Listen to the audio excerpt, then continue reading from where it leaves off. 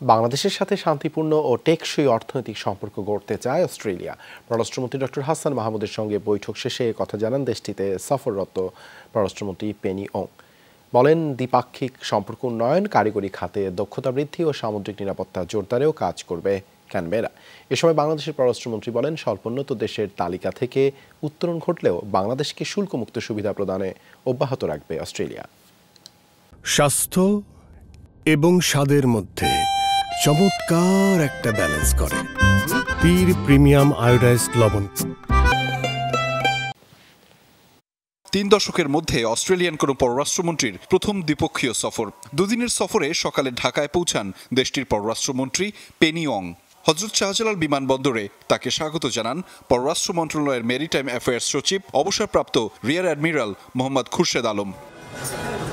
দুপুরে সচিবালয়ে স্বরাষ্ট্রমন্ত্রীর সাথে বৈঠক করেন পেনি ওং। আলোচনায় রোহিঙ্গা প্রত্যাবাসন, আঞ্চলিক নিরাপত্তা ও পুলিশের প্রশিক্ষণের বিষয়গুলো উঠে আসে। পরে গণভবনে প্রধানমন্ত্রী শেখ হাসিনার সঙ্গে সৌজন্য সাক্ষাৎ করেন অস্ট্রেলিয়ান পররাষ্ট্রমন্ত্রী। বাংলাদেশের সাথে দ্বিপাক্ষিক সম্পর্ক উন্নয়ন ও পারস্পরিক স্বার্থ সংশ্লিষ্ট বিষয়ে আলোচনা হয় এ সময়।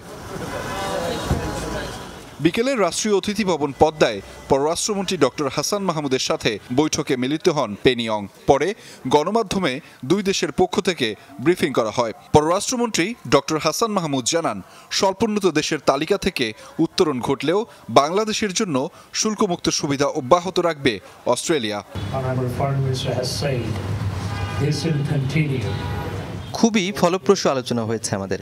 স্বল্পোন্নত দেশ থেকে উত্তরণ হলেও অস্ট্রেলিয়া শুল্কমুক্ত সুবিধা অব্যাহত রাখার প্রতিশ্রুতি দিয়েছে আমাদের। একই সাথে প্রযুক্তি ও কারিগরি খাতে বিনিয়োগে আগ্রহী অস্ট্রেলিয়া।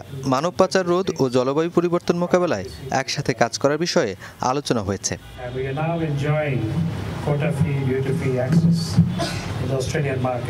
অস্ট্রেলিয়ান পররাষ্ট্রমন্ত্রী পেনি ওং জানান, বাংলাদেশের সাথে শান্তিপূর্ণ ও টেকসই অর্থনৈতিক সম্পর্ক গড়তে চায় অস্ট্রেলিয়া।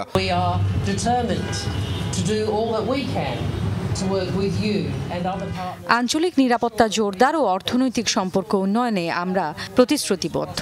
এই দেশের কারিগরি খাতে আগ্রহীদের দক্ষতা বাড়াতে চাই আমরা। শ্রমনীতি ও সামুদ্রিক নিরাপত্তা, বিশেষ করে কোস্ট গার্ডের দক্ষতা বৃদ্ধিতে বাংলাদেশের অংশীদার হতে চাই আমরা। রোহিঙ্গাদের আশ্রয় দেয় ধন্যবাদ জানান পেনি ওং। তাদের সহায়তার আশ্বাস দিয়ে আঞ্চলিক নিরাপত্তা আর দুদেশের জনগণের সম্পর্ক উন্নয়নে জোর দেন তিনি।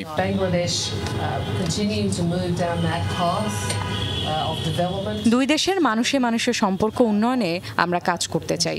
গণতন্ত্র, মানবাধিকারের মতো বিষয়গুলো উন্নয়নে আমরা অংশীদারি হয়ে কাজ অব্যাহত রাখতে চাই, যাতে বাংলাদেশ এই অঞ্চলে গুরুত্বপূর্ণ ভূমিকা রাখতে পারে।